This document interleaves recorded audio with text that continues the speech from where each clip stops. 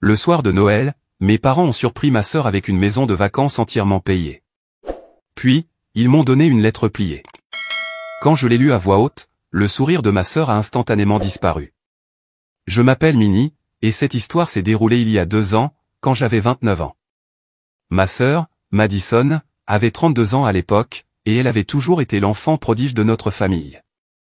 Tout lui était facile, d'excellentes notes sans étudier, une bourse complète pour l'université de Northwestern, elle a décroché le poste de ses rêves en marketing juste après l'université, et a épousé son amour de fac, Jake, qui venait d'une famille aisée. Pendant ce temps, moi, je peinais à l'université locale, je cumulais 3 emplois pour payer mes études d'infirmière, et je vivais dans un studio au-dessus du restaurant chinois de Madame Chen. Ne vous méprenez pas, je n'étais pas amer de travailler dur. En fait, j'adorais mon métier d'infirmière, et j'étais fier de ce que j'avais accompli par moi-même. Mais la façon dont mes parents, David et Linda, nous comparaient constamment était épuisante. Chaque dîner de famille était rempli des derniers exploits de Madison, tandis que mes propres réussites, au mieux, recevaient un hochement de tête poli. Le vrai problème a commencé 3 ans avant ce réveillon de Noël. Madison et Jake essayaient d'avoir des enfants depuis environ 4 ans, sans succès. Ils avaient suivi des traitements de fertilité, consulté des spécialistes, tout le tralala. C'était déchirant à voir, et je me sentais sincèrement mal pour eux. Mais Madison étant Madison, elle ne pouvait pas simplement gérer ses difficultés en silence. Elle devait faire en sorte que la vie de tout le monde tourne autour de sa douleur.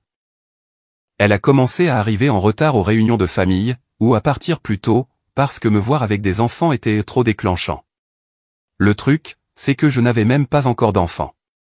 Je sortais sérieusement avec mon petit ami, Marcus, et nous parlions de mariage et d'enfants, mais nous n'étions pas pressés. Mais Madison semblait penser que, simplement parce que je pouvais potentiellement avoir des enfants facilement, j'étalais en quelque sorte ma fertilité. Le point de rupture est survenu à Thanksgiving, il y a 3 ans. Marcus et moi avons annoncé nos fiançailles, et au lieu de félicitations, Madison a éclaté en sanglots et a couru aux toilettes. Mes parents l'ont suivi, nous laissant, Marcus et moi, seuls à table, avec ma tante et mon oncle qui avaient l'air incroyablement mal à l'aise. Quand ils sont revenus, ma mère a suggéré que nous restions discrets sur les préparatifs de notre mariage, afin de ne pas contrarier davantage Madison. J'étais frustré, mais j'ai essayé d'être compréhensive. Nous avons organisé un petit mariage l'été suivant, et Madison était ma demoiselle d'honneur, malgré sa réticence évidente. Elle s'est présentée à mon enterrement de vie de jeune fille pendant exactement 1 heure, a passé le jour de mon mariage à soupirer de façon dramatique pendant les photos, et a porté un toast qui parlait plus de ses propres difficultés que de célébrer Marcus et moi. Mais j'ai pris sur moi, parce que la famille, c'est la famille, n'est-ce pas? Les choses ont empiré après notre mariage, l'été suivant. Madison a commencé à faire des commentaires sur la facilité de ma vie, sur le fait que je ne comprenais pas les vrais problèmes, et que je devrais être reconnaissante de mes avantages naturels. Elle semblait oublier que je m'étais démené pour terminer mes études d'infirmière, alors qu'elle, tout lui avait été servi sur un plateau. Le coup de grâce est venu le Noël après notre mariage. 2 ans avant le réveillon de Noël dont je vous parle, Madison a annoncé qu'elle et Jake prenaient une pause dans leur tentative d'avoir des enfants, et allaient se concentrer sur les voyages et leur carrière. Mes parents leur ont organisé une fête pour célébrer les changements de vie, et ont invité toute la famille élargie. C'était bizarre, mais j'ai soutenu sa décision. 3 semaines plus tard, Marcus et moi avons découvert que j'étais enceinte. Nous étions ravis, mais nerveux à l'idée de l'annoncer à ma famille, compte tenu de la sensibilité de Madison sur le sujet. Nous avons décidé d'attendre la fin du premier trimestre pour partager la nouvelle. À 14 semaines, nous avons réuni tout le monde pour le dîner du dimanche, et nous avons fait notre annonce. Le visage de Madison est devenu blanc, puis rouge, puis elle s'est mise à crier.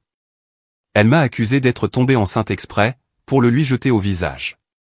Elle a dit que j'étais égoïste et cruel, et que j'avais planifié cela pour éclipser sa nouvelle orientation de vie. Mes parents sont restés assis là pendant qu'elle me réprimandait, sans dire un mot pour me défendre. Marcus a finalement pris la parole, et a dit à Madison que sa réaction était complètement inappropriée. Elle s'est retournée contre lui, disant qu'il ne comprenait pas ce que c'était de vouloir quelque chose si désespérément, et de voir d'autres personnes l'obtenir sans même essayer. Quand Marcus a souligné que nous étions mariés depuis 8 mois, et que le fait d'essayer l'essayer n'était pas exactement choquant, Madison est partie en trombe. Mais c'est là que ça devient vraiment compliqué. Une semaine plus tard, j'ai fait une fausse couche. C'était dévastateur pour Marcus et moi. Nous étions tous les deux anéantis, et j'ai pris 2 semaines de congé pour me remettre, physiquement et émotionnellement. Est-ce que Madison a appelé pour prendre de mes nouvelles, s'excuser pour sa réaction, ou offrir le moindre soutien? Non. En fait, quand ma mère l'a appelé pour lui annoncer ce qui s'était passé, la réponse de Madison a été que c'était peut-être la façon de l'univers de m'apprendre à ne pas prendre les choses pour acquises. C'en était trop. J'en avais absolument fini avec elle, et franchement, j'en avais assez de mes parents qui cautionnaient son comportement. Marcus et moi avons passé le reste de cette année à nous concentrer sur la guérison de notre couple, avec un contact minimal avec ma famille. Mais Madison n'avait pas dit son dernier mot. Au cours des mois suivants, elle a lancé une campagne sur les réseaux sociaux qui m'était clairement destinée, publiant des choses comme « Quand les gens vous montrent qui ils sont vraiment, croyez-les, et certaines personnes ne comprendront jamais ce qu'est la vraie douleur. » Elle publiait des messages vagues sur les membres de la famille qui manquent d'empathie, et sur la façon dont certaines personnes obtiennent tout sans effort et se plaignent encore. Le pire, c'est qu'elle publiait ces choses juste après des événements familiaux où nous nous étions bien entendus. D'accord, nous passions un dîner du dimanche correct, peut-être même que nous partagions un rire ou deux, et puis le lendemain, il y avait un post passif-agressif sur les faux membres de la famille ou les gens qui font semblant de se soucier. C'était comme si elle ne pouvait pas supporter d'avoir un moment normal avec moi, sans me punir pour cela plus tard. L'affaire des réseaux sociaux est devenue si grave, que mes amis ont commencé à me poser des questions. Ma colocataire d'université, Jessica, m'a appelé un jour et m'a dit « Est-ce que tout va bien entre toi et Madison ?» Parce que ses publications sur Facebook sont inquiétantes. J'ai dû expliquer toute la situation à Jessica, qui a été horrifiée. Elle n'arrivait pas à croire qu'une professionnelle d'une trentaine d'années se comporte comme une adolescente sur les réseaux sociaux. Mais l'incident le plus terrible s'est produit environ 8 mois après ma fausse couche. Marcus et moi étions allés à la baby shower de nos amis, un couple de l'école d'infirmières qui essayait depuis des années, et qui venait d'avoir son premier bébé par FIV. C'était une célébration belle et émouvante, et Marcus et moi étions sincèrement heureux d'être là pour soutenir nos amis. J'ai posté une seule photo innocente de la fête, juste Marcus et moi avec les nouveaux parents, tous souriants.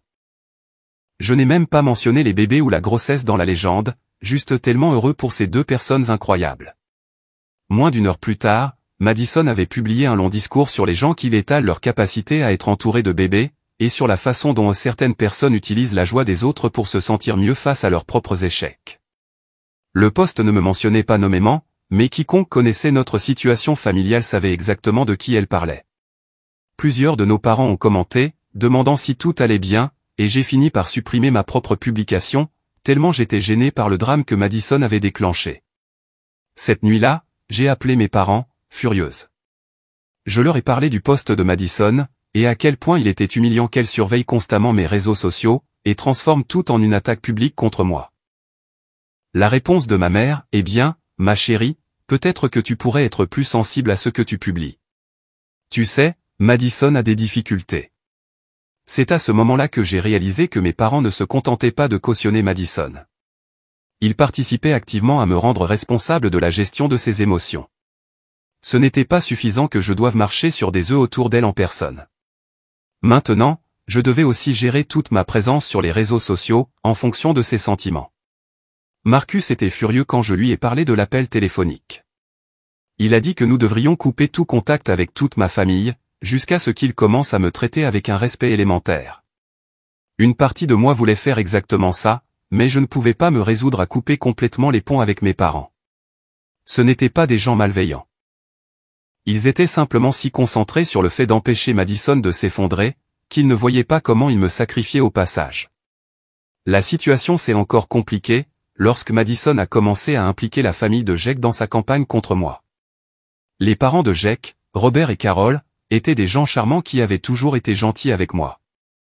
Mais Madison a commencé à leur raconter sa version des faits, me dépeignant comme la sœur cruelle, qui est tombée enceinte délibérément pour la blesser, et qui a ensuite joué la victime lorsque j'ai perdu le bébé. Je l'ai découvert lorsque Carol m'a appelé à l'improviste un jour. Elle était clairement mal à l'aise, mais elle sentait qu'elle devait dire quelque chose. « Minnie, j'espère que tu sais que Robert et moi ne croyons pas ce que Madison raconte sur toi.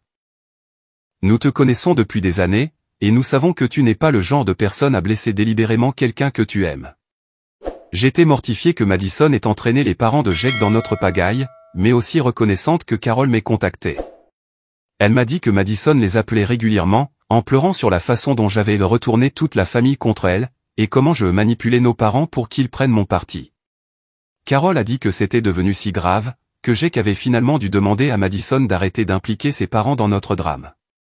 Cette conversation avec Carol m'a fait réaliser à quel point le récit de victime de Madison s'était répandu. Elle ne se contentait pas de publier des choses vagues sur les réseaux sociaux. Elle racontait activement aux gens que j'étais une sorte de cerveau, qui avait orchestré une campagne contre elle. Dans sa version des faits, j'étais la méchante qui était tombée enceinte exprès pour la blesser, puis qui avait utilisé ma fausse couche pour gagner de la sympathie et retourner tout le monde contre elle. L'ironie ne m'a pas échappé. Madison m'accusait de jouer la victime, alors qu'elle passait chaque jour à publier à quel point elle était maltraitée par sa famille cruelle et insensible.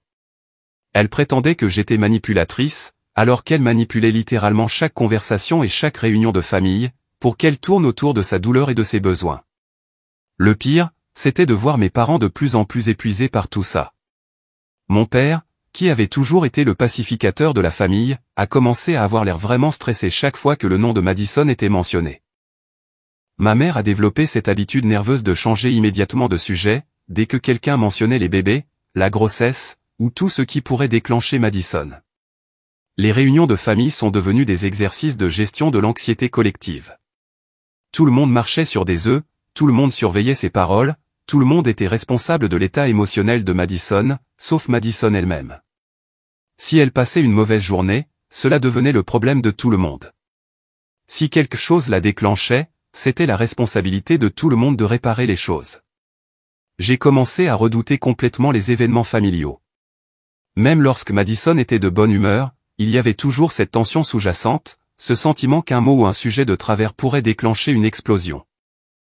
Marcus et moi rentrions de ces réunions, épuisés émotionnellement, avec l'impression d'avoir traversé un champ de mines pendant 3 heures. Le point de rupture pour Marcus est survenu lors du dîner de Pâques, environ 8 mois avant le Noël dont je vous parle. Nous passions un bon repas, tout le monde s'entendait bien, quand ma tante a mentionné que sa fille venait de se fiancer. C'était une conversation innocente, juste des nouvelles de la famille. Mais j'ai vu le visage de Madison changer immédiatement. Au lieu de féliciter sa cousine, Madison est devenue très silencieuse, puis s'est excusée de table. Elle est revenue 10 minutes plus tard, les yeux rouges, ayant manifestement pleuré dans la salle de bain. L'ambiance du dîner a complètement changé. Tout le monde a commencé à surcompenser, essayant de remonter le moral de Madison, lui demandant si elle allait bien, faisant tout un plat d'elle. Pendant ce temps, les fiançailles de ma cousine, ce qui aurait dû être un moment familial heureux, ont été complètement éclipsés par la réaction de Madison. Ma tante avait l'air gênée d'en avoir parlé, et la bonne nouvelle de ma cousine a eu droit à peut-être 2 minutes de conversation de plus, avant que tout le monde ne passe à des sujets plus sûrs. Marcus était silencieux sur le chemin du retour, et quand je lui ai demandé ce qui n'allait pas, il a explosé. C'est de la folie, Minnie. Les émotions d'une seule personne contrôlent toute ta famille. Tout le monde est tellement occupé à gérer les sentiments de Madison, qu'ils ne peuvent même plus célébrer les événements normaux de la vie. Il avait raison, et je le savais. Mais je me sentais piégé. C'étaient mes parents, ma famille, et malgré tout, je les aimais. Je ne voulais pas couper les ponts, mais je ne pouvais pas non plus continuer à nous soumettre, Marcus et moi, à cette dynamique toxique. C'est alors que nous avons pris la décision de nous retirer considérablement des événements familiaux. Nous avons commencé à décliner environ la moitié des invitations, prétextant des horaires de travail et d'autres engagements. Quand nous y allions, nous arrivions plus tard et partions plus tôt, minimisant notre exposition au drame. Mes parents l'ont remarqué, bien sûr, et ils n'étaient pas contents. Ils ont commencé à faire des commentaires sur la façon dont nous abandonnions la famille, et comment je punissais tout le monde à cause de mes problèmes avec Madison. Ils ne voyaient pas que leur propre comportement de complaisance nous éloignait. Ils voyaient juste cela comme moi étant dramatique et rancunière. Le pire, c'était de voir mes parents devenir de plus en plus désespérés pour arranger les choses, ce qui ne faisait que les pousser à encore plus de complaisance envers Madison. Ils m'appelaient avec des plans de plus en plus élaborés pour des réunions de famille, qui, d'une manière ou d'une autre, feraient magiquement en sorte que tout le monde s'entende. Ils suggéraient que nous allions tous en thérapie familiale, ou que nous prenions des vacances en famille, ou que nous ayons une sorte d'intervention. Mais aucune de leurs solutions n'impliquait que Madison change réellement son comportement, ou prenne la responsabilité des dommages qu'elle avait causés. Tout impliquait que tout le monde s'accommode de ses émotions, et trouve de nouvelles façons d'éviter de la déclencher. C'était comme s'ils pensaient pouvoir gérer le problème, sans jamais s'attaquer à la cause profonde. Ainsi, au moment où le réveillon de Noël dont je vous parle est arrivé, 2 ans après ma fausse couche, j'en avais à peu près fini avec eux tous. Marcus et moi avions de nouveau essayé de concevoir, mais nous avions décidé de ne partager aucune nouvelle avec ma famille, jusqu'à ce que ce soit absolument nécessaire. Nous prévoyions de passer le matin de Noël ensemble, puis de faire une brève apparition chez mes parents pour le dîner. Mais ensuite, ma mère a appelé 3 jours avant le réveillon, nous suppliant presque de venir pour leur échange de cadeaux du réveillon. Elle a dit que Madison avait eu une période très difficile récemment, et que cela signifierait beaucoup d'avoir tout le monde ensemble. Contre toute attente, j'ai accepté. Le soir de Noël arrive, et Marcus et moi nous présentons chez mes parents vers 19h. Le salon est décoré à la perfection. Ma mère avait mis le paquet avec des guirlandes, des lumières, et un immense sapin. Madison et Jake sont déjà là, et Madison semble en fait être de bonne humeur pour une fois. Elle me serre dans ses bras à notre arrivée, ce qui n'était pas arrivé depuis plus d'1 an. Nous dînons d'abord du rôti de bœuf, la spécialité de mon père, et pour une fois, la conversation se déroule assez normalement. Madison me pose des questions sur mon travail, je lui pose des questions sur sa dernière campagne marketing, et mes parents semblent soulagés que nous nous entendions bien. Jake est plus bavard que d'habitude, et Marcus fait un effort pour garder les choses légères. Je commence à penser que ce Noël ne sera peut-être pas un désastre, après tout. Après le dîner, nous passons au salon pour les cadeaux. Mes parents en font toujours trop, mais cette année semble particulièrement extravagante. Il y a des piles de cadeaux emballés sous le sapin, bien plus que d'habitude. D'accord, dit mon père en se frottant les mains avec enthousiasme. Linda et moi avons des cadeaux très spéciaux cette année, alors nous voulons faire les choses un peu différemment. Nous allons garder les grosses surprises pour la fin. On commence par les choses habituelles, des pulls, des livres, des cartes cadeaux, une bouteille de vin. Madison offre à Marcus une bouteille de scotch cher qu'il avait mentionné aimer, et j'ai vraiment l'espoir qu'elle tourne peut-être une nouvelle page. Marcus et moi offrons à tout le monde des cadeaux attentionnés, que nous avions choisis des mois plus tôt, à l'époque où j'essayais encore de maintenir les relations familiales. Puis, mes parents échangent un regard, et ma mère se lève pour aller chercher quelque chose dans la cuisine. Elle revient avec une grande enveloppe et la tend à Madison. C'est de notre part à tous les deux, dit mon père, la voix pleine d'émotion. Nous voulions faire quelque chose de vraiment spécial pour vous, Jake et toi, cette année. Madison ouvre l'enveloppe et ses yeux s'écarquillent. Elle en sort ce qui ressemble à un acte de propriété, ou à une sorte de document officiel, et Jake se penche pour le lire avec elle. Oh mon Dieu, murmure Madison, puis elle se met à pleurer. Des larmes de joie, cependant. Elle sourit si largement que je pense que son visage pourrait se fendre. Jake, ils nous ont acheté la maison du lac. Ils nous ont acheté le chalet au lac Léman.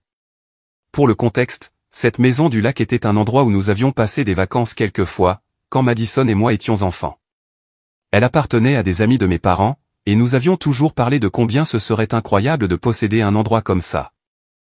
C'était ce magnifique chalet de 3 chambres, juste au bord de l'eau, avec un quai privé et tout le reste. J'avais regardé en ligne une fois par curiosité, et j'avais vu des endroits similaires se vendre autour de 400 000 €. Madison se lève d'un bond et serre mes 2 parents dans ses bras, toujours en pleurant. Jake serre la main de mon père et les remercie encore et encore. C'est clairement un cadeau énorme, incroyablement généreux, du genre qui change une vie.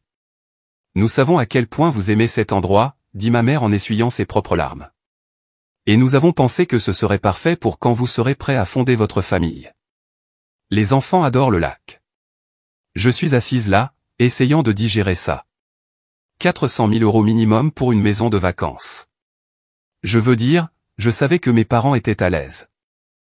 Mon père avait bien réussi dans l'immobilier commercial, et ma mère avait hérité de l'argent de ses parents, mais c'était à un tout autre niveau. Marcus me serre la main, et je peux dire qu'il pense la même chose que moi. Nous économisons depuis 2 ans pour acheter notre première maison, et il nous manque encore environ 30 000 € pour avoir assez pour un acompte décent dans notre région. Mais je ravale ma jalousie et j'essaie d'être heureuse pour eux. Madison est en fait gracieuse et douce, remerciant mes parents à plusieurs reprises et parlant de tous les souvenirs qu'ils y créeront. Un instant, on se croirait au bon vieux temps, avant que tout ne devienne si compliqué et amer. D'accord, dit mon père après que l'excitation soit un peu retombée. Minnie, Marcus, nous avons aussi quelque chose pour vous. Ma mère se penche sous le sapin et en sort une petite enveloppe, bien plus petite que celle de Madison.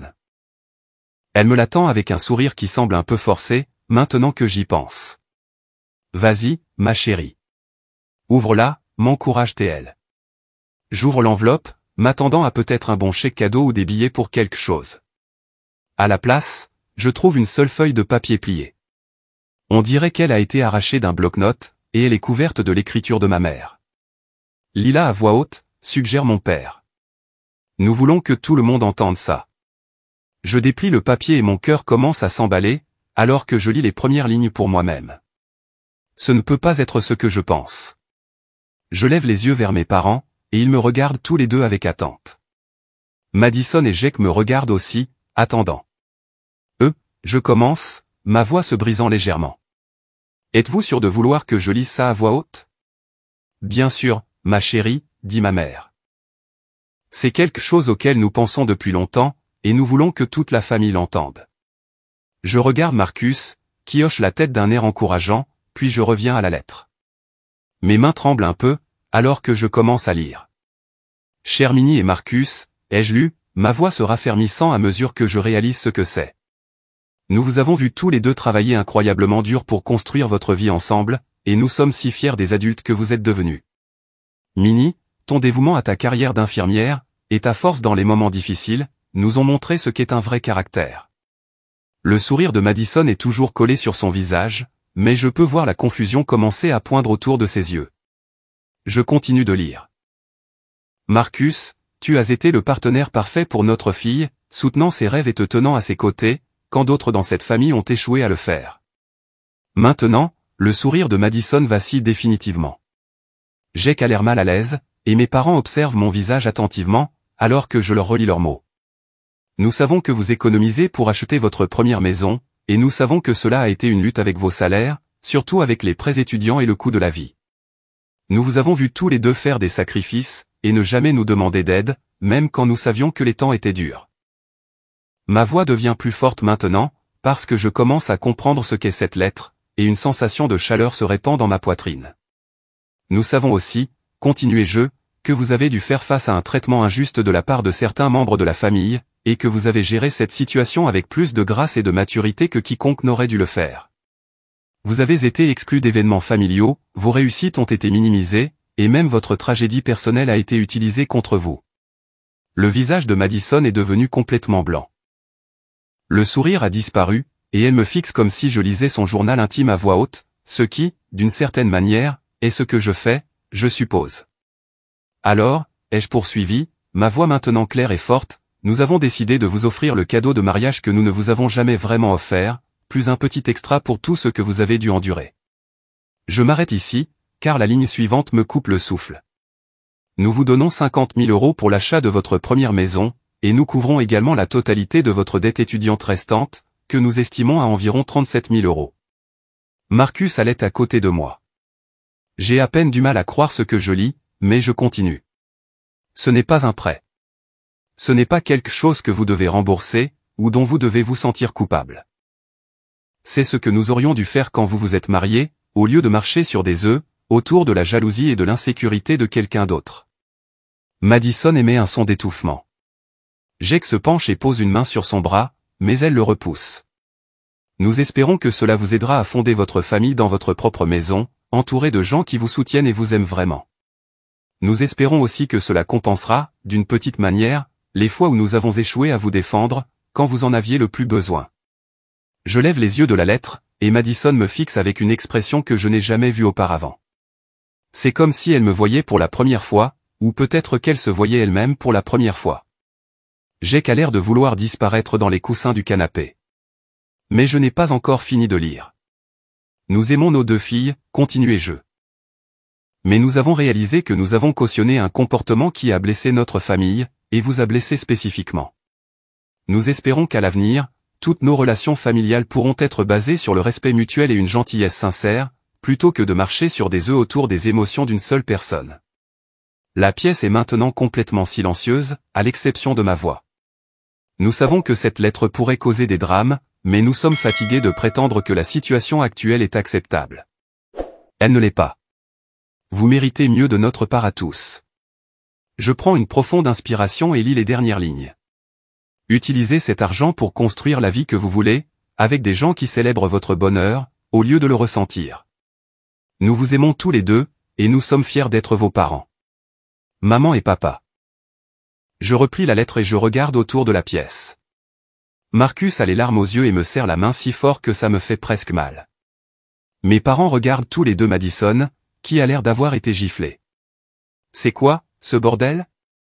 Dit finalement Madison, sa voix basse et menaçante. C'est exactement ce que ça semble être, dit calmement mon père. Nous donnons à Minnie et Marcus une aide financière, tout comme nous vous avons donné, à Jake et à toi, la maison du lac. Ce n'est pas du tout la même chose. Madison se lève, sa voix se faisant plus forte. Vous venez de m'humilier devant tout le monde. Vous m'avez fait passer pour une sorte de monstre. La lettre ne t'a fait passer pour rien du tout, dit calmement mon père. Tes parents ont écrit des faits. Des faits sur la façon dont tu as traité ta sœur, et des faits sur la façon dont nous l'avons cautionné. Madison se retourne brusquement pour me faire face. Tu as planifié ça, n'est-ce pas? Tu les as convaincus de faire ça, d'une manière ou d'une autre. C'est ta vengeance, parce que je ne t'ai pas flatté quand tu es tombée enceinte. Madison, dit Jake doucement. Peut-être qu'on devrait juste. Non, lui lance-t-elle. Ça, c'est. Ils nous donnent une maison, mais ensuite ils doivent tout gâcher en faisant en sorte que tout tourne autour de Minnie et de son complexe de victime. Tout doit toujours tourner autour de la pauvre Minnie et de la dureté de sa vie. Marcus se lève. Ça suffit. Tu es en train de prouver leur point de vue, là, tout de suite. Oh, la ferme, Marcus, grogne Madison. Ça ne te regarde pas en fait, si, dit-il calmement, et je peux voir qu'il réfléchit à cette conversation depuis un moment. Je t'ai vu traiter ma femme comme une moins que rien pendant des années. Je l'ai vu pleurer après des dîners de famille, à cause de choses que tu lui as dites. Je l'ai vu se reprocher tes problèmes d'infertilité, parce que tu lui as fait sentir que son existence même était une offense pour toi. Je n'ai jamais dit ça. Tu n'as pas eu besoin de le dire directement, dis-je en me levant aussi. Tu l'as dit par tes actions. Tu l'as dit quand tu m'as crié dessus parce que j'étais enceinte. Tu l'as dit quand tu as dit à maman que ma fausse couche était l'univers qui m'apprenait une leçon. Tu l'as dit à chaque fois que tu as fait un post sur les réseaux sociaux, à propos des membres de la famille qui ne comprennent pas la vraie douleur. Le visage de Madison se crispe. Ce n'est pas. Je ne voulais pas dire. Si, tu le voulais, dit fermement mon père. Madison, nous t'aimons. Nous t'aimerons toujours. Mais la façon dont tu as traité Minnie est inacceptable. Et la façon dont nous l'avons cautionné est inacceptable. Vous l'avez cautionné, rit amèrement Madison. Vous venez de lui donner près de 90 000 €, tout en me traitant de jalouse et d'insécure devant mon mari. En quoi est-ce que ça me cautionne? Nous t'avons donné une maison d'une valeur d'environ 400 000 €, souligne ma mère. Nous ne te laissons pas exactement les mains vides. Ce n'est pas la question, crie maintenant Madison. La question, c'est que vous avez décidé que j'étais la méchante de cette famille, et maintenant vous récompensez Minnie d'être la victime. Non, dis-je, et ma voix est stable maintenant. Ils ne me récompensent pas d'être une victime. Ils reconnaissent que j'ai travaillé dur et que j'ai géré une situation difficile avec maturité, ce que tu n'as jamais été capable de faire. Situation difficile, la voix de Madison monte d'une octave. Quelle situation difficile? Tu as eu tout ce que tu voulais. Tu t'es marié. Tu as obtenu ton diplôme d'infirmière. Tu as un mari qui t'adore. Qu'est-ce qui a été si difficile dans ta vie, exactement? Le silence se fait dans la pièce, et je réalise que c'est le moment. C'est le moment que j'attends depuis 2 ans. Le moment où soit je recule et laisse Madison continuer à réécrire l'histoire, soit je me défends une bonne fois pour toutes. Tu veux savoir ce qui a été difficile, ai-je demandé, ma voix se faisant plus forte. Voir ma sœur se transformer en quelqu'un que je ne reconnais plus, parce qu'elle ne supporte pas que les autres soient heureux.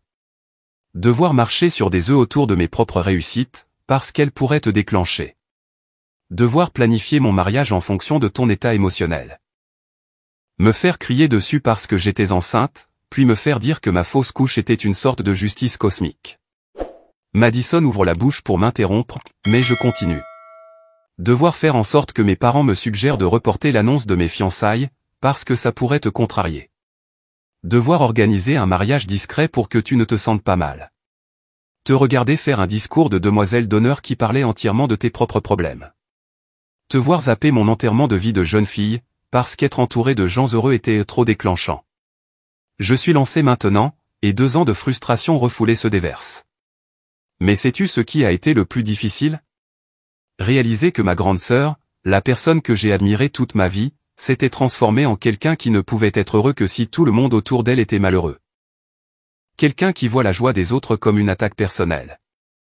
Quelqu'un qui pense que le monde lui doit quelque chose, parce que la vie ne s'est pas déroulée exactement selon son plan. Madison pleure maintenant, mais je n'ai pas fini. Je n'ai été que soutien pour toi. Quand tu luttais contre l'infertilité, j'étais là. Quand Jake et toi avez décidé de faire une pause, j'ai soutenu cette décision. Quand tu avais besoin de prendre tes distances avec les événements familiaux, j'ai compris. Mais rien de tout ça n'a compté, parce que tu avais déjà décidé que j'étais ton ennemi. Tu as décidé que mon bonheur diminuait le tien, d'une manière ou d'une autre. Ce n'est pas vrai, murmure Madison. Si, c'est vrai, dit Jake doucement, et tout le monde se tourne pour le regarder. Il est resté plutôt silencieux pendant cet échange, regardant sa femme avec une expression qui est un mélange d'amour, d'épuisement et de détermination. Je réalise qu'il attendait ce moment, peut-être qu'il l'espérait. Madison, c'est vrai. Tu sais que c'est vrai. Jake, la voix de Madison se brise. Non, Madison. Je t'aime, mais je ne vais pas rester assis ici à te regarder faire ça plus longtemps. Ta sœur a perdu un bébé, et tu as dit à sa mère que c'était l'univers qui lui apprenait une leçon. Comprends-tu à quel point c'est cruel? Comprends-tu comment ça sonnait? Madison se couvre le visage de ses mains. Je souffrais. J'avais mal, et je ne réfléchissais pas clairement. Tu as toujours mal, dit Jake, et sa voix est douce mais ferme. Il est clair qu'il a déjà eu cette conversation avec elle, probablement de nombreuses fois.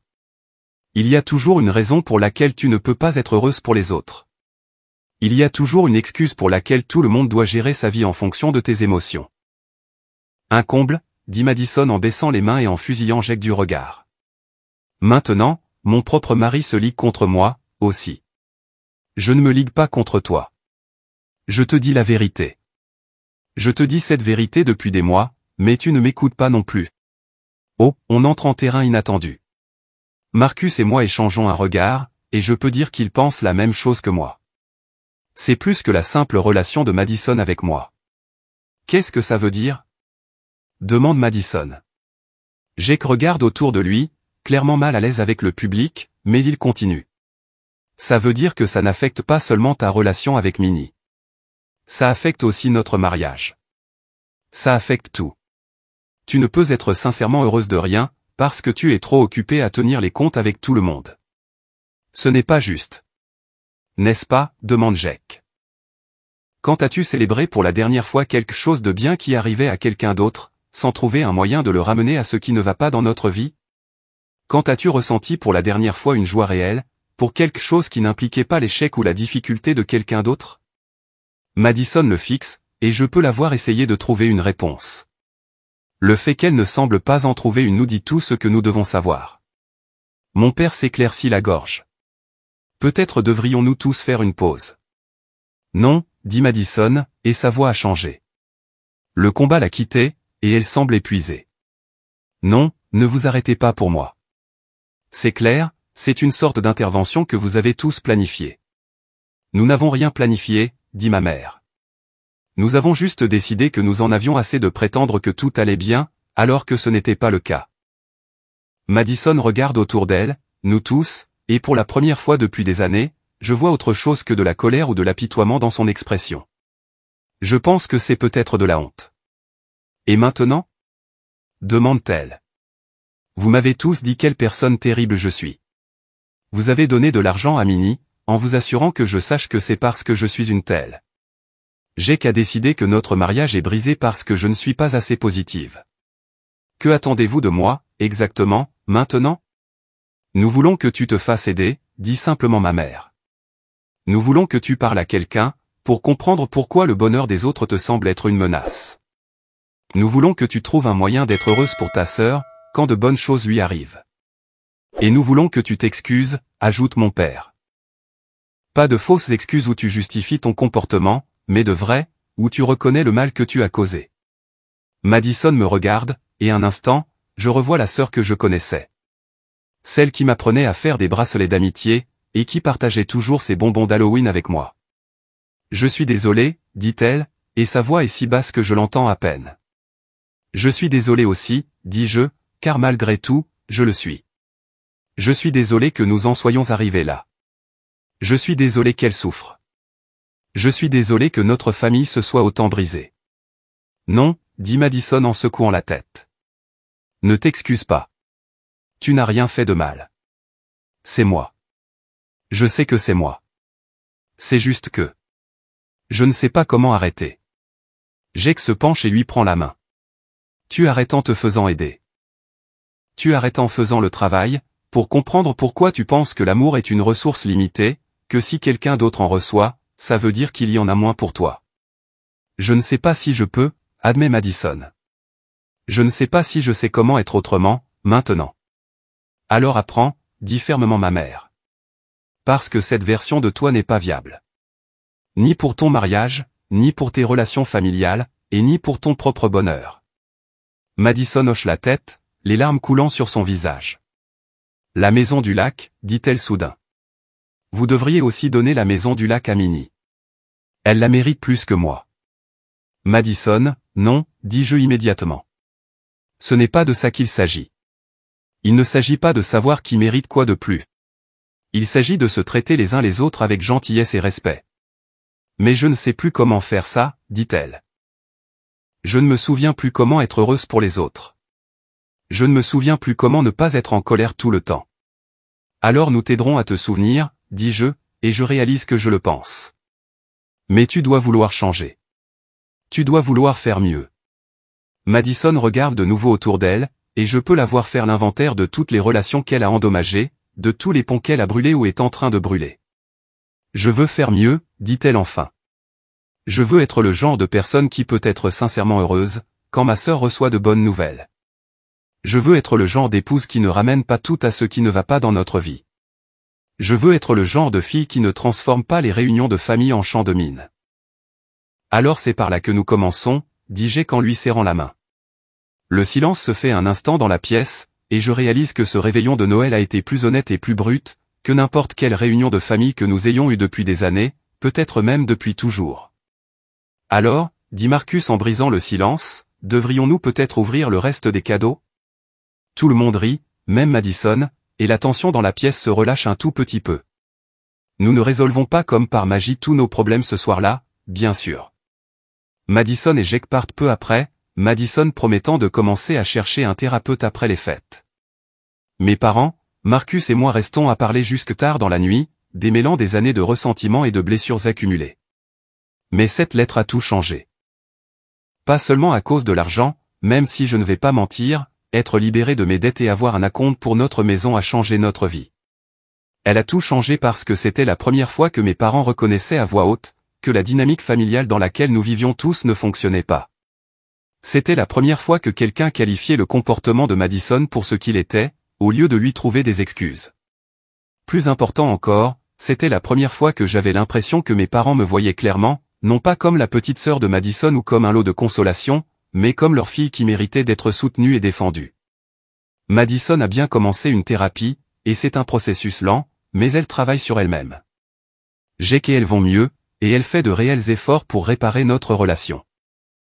Elle a encore de mauvais jours, et elle lutte encore parfois avec la jalousie et le ressentiment, mais elle essaie. Elle s'est excusée en bonne et due forme quelques mois plus tard, reconnaissant spécifiquement ce qu'elle avait fait de mal, et comment cela m'avait affecté.